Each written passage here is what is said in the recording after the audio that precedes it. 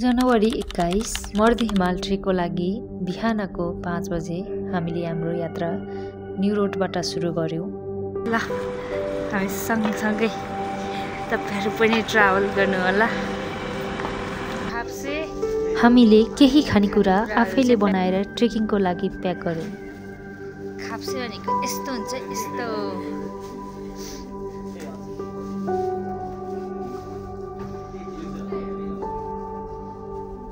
हामी जम्मा 11 जना थियौं र त्यसै कारणले गर्दा हामी सेन्ट टिमोथी बिलिभर्स इस्टर्न चर्चमा हामी सबैजना भेला भयौं।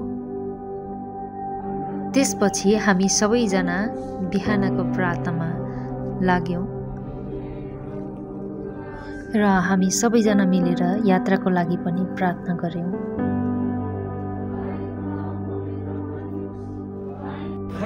गाइस हाम्रो यात्रा चाहिँ अब सुरु हुन लागिसक्यो।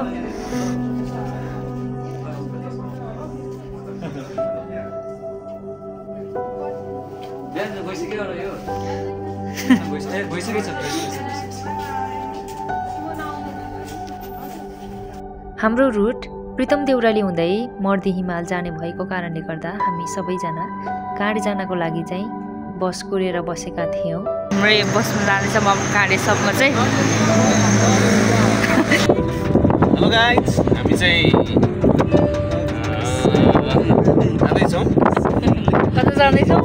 आज चाहिँ हाम्रो पोखराबाट हामी अहिले भर्खरै गाडी लिएर काँडेसम्म जान्छौँ। काँडे पछाडि त्यस पछाडि हाम्रो पैदल यात्रा सुरु हुन्छ र आजको हाम्रो बसाइ चाहिँ हामी अस्ट्रेलियन बेस क्याम्प अनि पोथना अनि देउराली हुँदै फरेस्ट क्याम्प हुँदै हामी रेस्ट क्याम्पमा गएर चाहिँ आज हामी रेस्ट गर्ने विचार छ।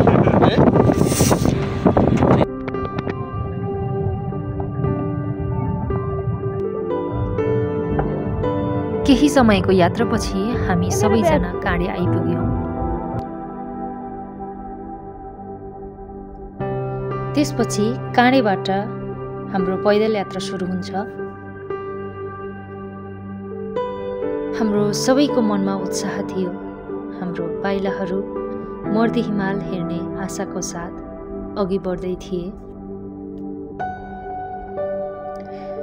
हामी उकाली र ओह्राली गर्दै हाम्रो यात्राहरू अघि सार्दै थियौं।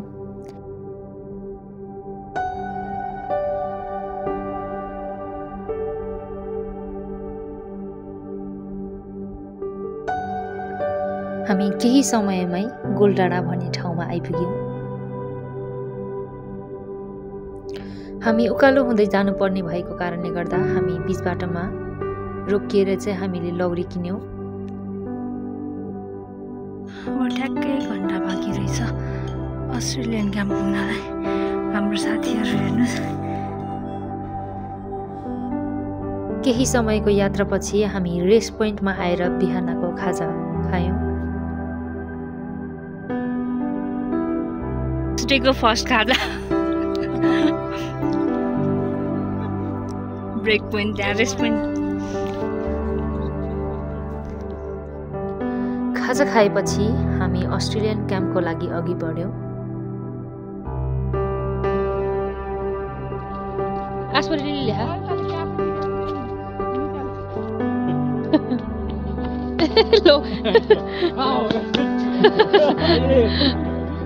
पैदल यात्रा कठिनाइ पनि हुन्छ। त्यसै गरी बाटो उकालो भएको कारणले गर्दा हामीले थकाइ पनि लागेको थियो।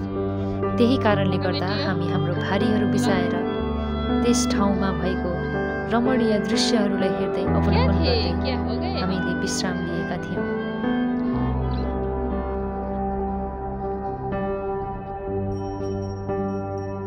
केही समयको बसाइ र तस्बिरहरू खिच्दै हामी बिहानको 11 बजे अस्ट्रेलियन क्याम्प आइपुग्यौं।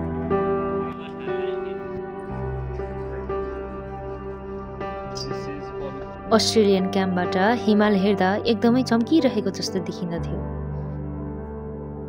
त्यस दृश्यलाई हेर्दा हाम्रो सबै थकाइ हराएको जस्तो लाग्यो। केही समयको बसाइपछि हामी अघि बढ्यौं।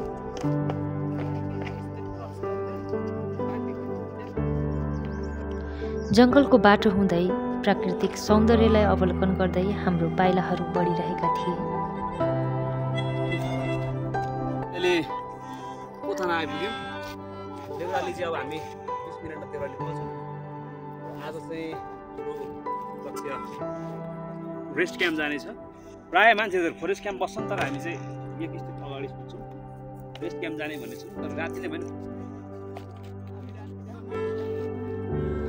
पोथाना भन्ने ठाउँमा यात्राको पहिलो दिन रेस्ट क्याम्पसम्म गन्तव्य हुने बारे छलफल गर्दै हामीले लिएर आएको खाजा खायौँ।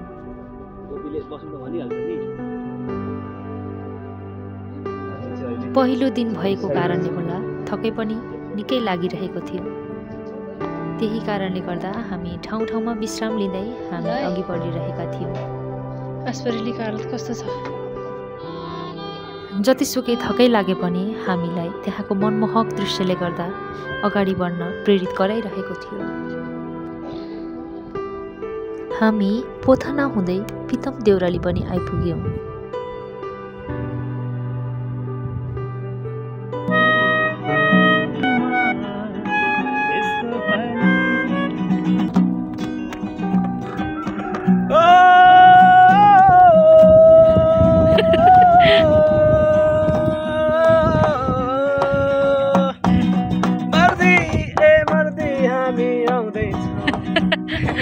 हाम्रा बहिनीहरू सुत्दैछन्।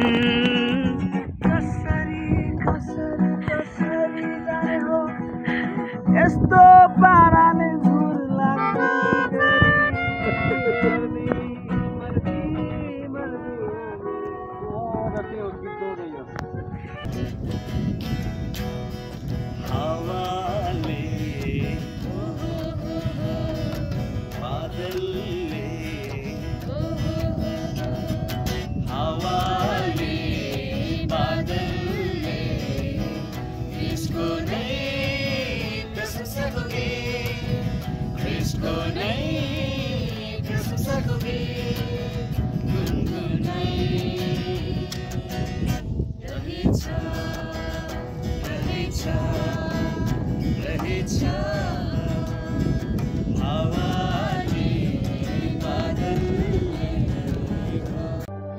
केही बेर रमाइलो गरेपछि हामीले पितम देउरालीमा मिठो तातो खाजा खायौँ र त्यसपछि हाम्रो यात्राको लागि अघि बढ्यौँ।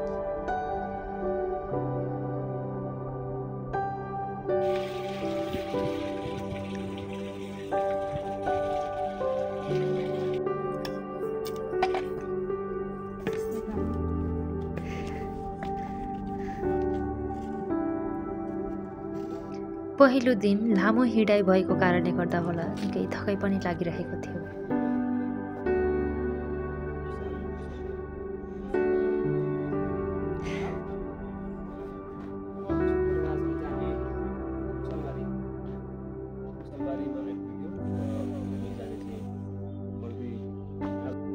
हामी रेस्ट क्याम्प पुग्दा रात पनि परिसकेको थियो। ल हामी चाहिँ अहिले रेस्ट क्याम्पमा आइसकेका छौँ र खाना खाँदैछौँ। खाना खाएपछि आगो ताप्दै केही बेर हामी कुराकानी गर्दै बस्यौँ।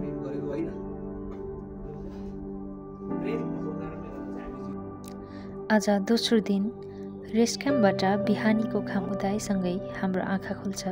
हामी अहिले 2600 मिटरमा छौँ।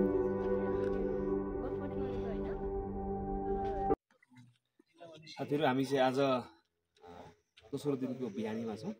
हामी हिजो पोखराबाट काँडे हुँदै देउराली हुँदै फरेस्ट क्याम्प साथै फरेस्ट क्याम्पलाई कटेर पनि हामी रेस्ट क्याम्पमा आएर चाहिँ बसेका थियौँ। र आज हाम्रो सेकेन्ड डेको मर्निङ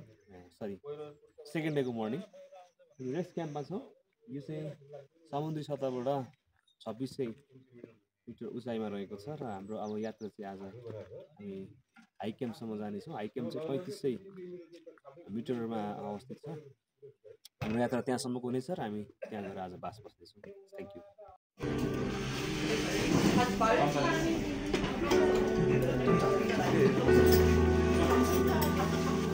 आज चाहिँ हामी दोस्रो दिनको खाजा खाँदैछौँ। खाजा खाएपछि केही बेर हामीले फोटो भिडियोहरू लियौँ। बिहानको करिब 10 बजेतिर हामी रेस्ट क्याम्पबाट छुट्यौँ। लागिरहेका छौँ साथीहरू। Guys ready?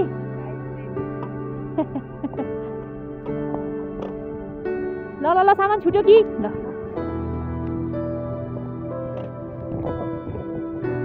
ल चलौँ ल है।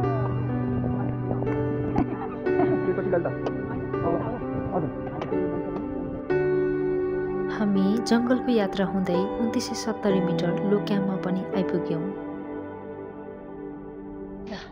हामी चाहिँ लो क्याम्पमा आइसकेका छौँ। देख्न सक्नुहुन्छ टुरिस्टहरू।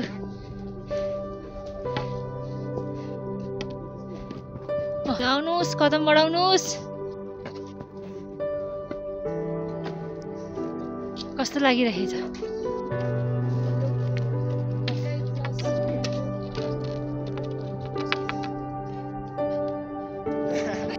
अहिले चाहिँ हामी लो क्याम्पबाट माथि लागिरहेका छौँ। अहिले चाहिँ गाइस हामी चाहिँ बादल डाँडा आइपुग्न लागेका छौँ। अहिले चाहिँ यसो स्न्याक्सहरू खाने भनेर चाहिँ हामी यहाँ बसिरहेका छौँ।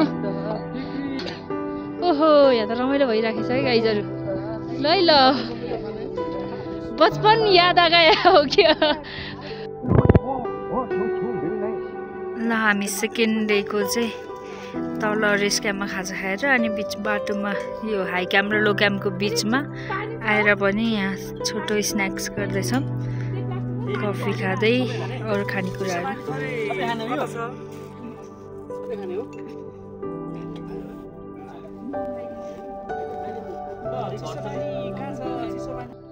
लिइरहेका छौँ। हामी अहिले 3100 हाइटमा आइपुगेका छौँ र जङ्गलमा बिचमा फुलहरू छन्। फुलहरू मनमोहक बनाइरहेको छ हाम्रो यात्रालाई। रुखहरूले, घामको किरणले, मन्द हावाले हामीलाई। केही समयपछि हामी बादल डाँडामा पनि आइपुग्यौँ र केही बेर हामी त्यहीँ आराम गऱ्यौँ। बादलले हिमाललाई ढाकिरहँदा सूर्यको किरणले ढकमक्क परेको त्यो हिमालले आकाश नै उज्यालो बनाएको देख्दा निकै खुसी लागेको थियो।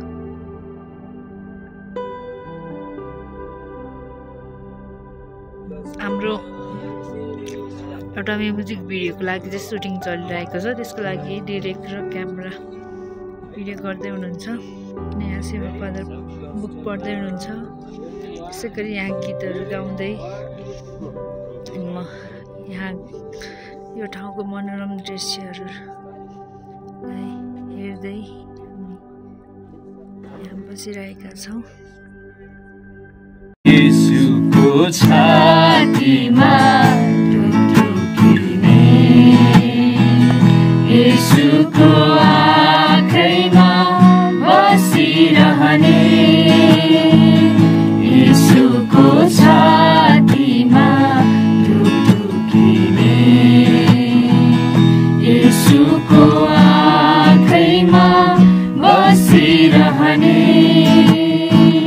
प्राणभन्दा प्यारो छ आफ्नो रगतले किनेको साइनो माया यो उसको कहिले नमेटिने। बादल डाँडाको केही बेरको बसाइपछि हामी अघि बढ्यौँ। हामी उचाइतिर अघि बढ्दै थियौँ। चिसो हावा चलिरहेको थियो। खुला निलो आकाश, सेतो बादल, पहाड र हिमालको चुचुराहरूले गर्दा हाम्रो आत्मा सन्तुष्ट र शान्त बनाइरहेको थियो। लाग्दथ्यो कि हाम्रो सबै तनावहरू हराए।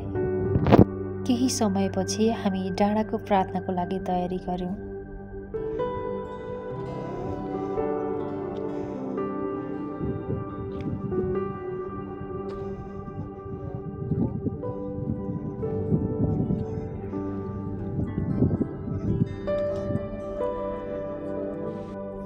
सुन्दर पहाड र हिमालको काखमा बसेर प्रार्थना गर्दै गर्दा परमेश्वरले हामीलाई आफ्नो सृष्टिको सुन्दरता देखाउँदै आशिष दिइरहनु भएको आभास भयो। हामी हाइक्याम्प पुग्दा रात पनि परिसकेको थियो। त्यहाँ अरू ठाउँबाट आउनुभएको साथीहरूसँग आगो ताप्दै एक अर्काको अनुभव साट्ने मौका पायौँ। हामी रमाइलो कुराकानी गर्दै गीतहरू गाउँदै केही बेर बस्यौँ।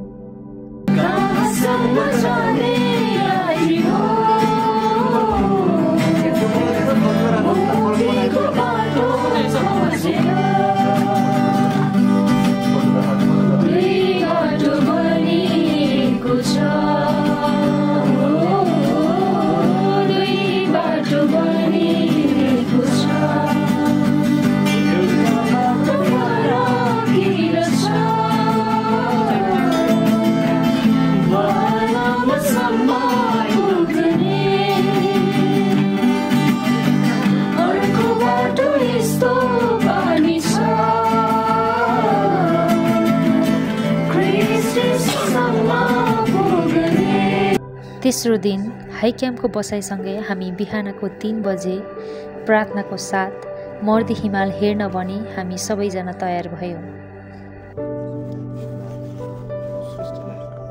आज चाहिँ हाम्रो डे 3 र हामी चाहिँ अहिले 4:30 भएको छ। हामी सबैजना रेडी भइसक्यौँ। अहिले चाहिँ हाई क्याम्पबाट मर्दी भ्यू पोइन्टमा जाँदैछौँ।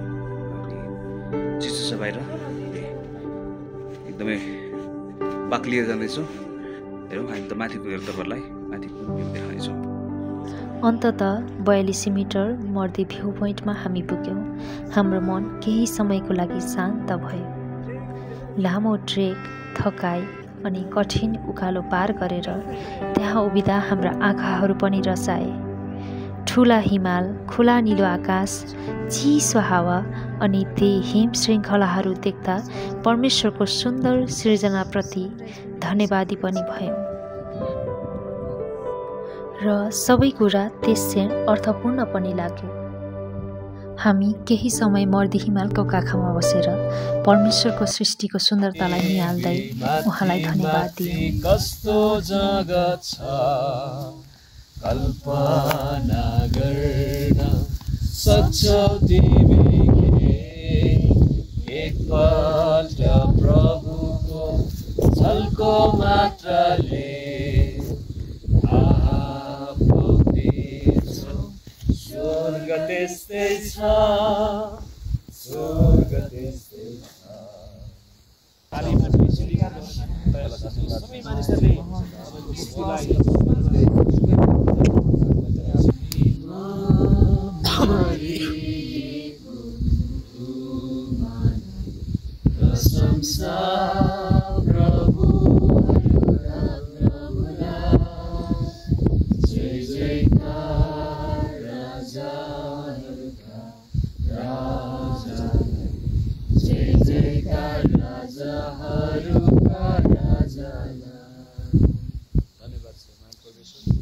तपाईँको नाउँलाई चाल्दछु, किनभने तपाईँलाई हामी जय जयकार गर्दछौँ। भएको ठाउँबाट तपाईँको नाउँलाई चाल्दछौँ। प्रभु तपाईँको जय जयकार गर्नु, तपाईँ आत्मा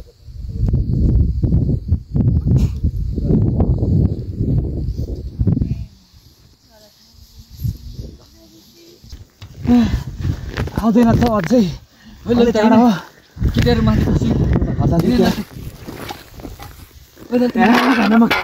कति आउँदैन।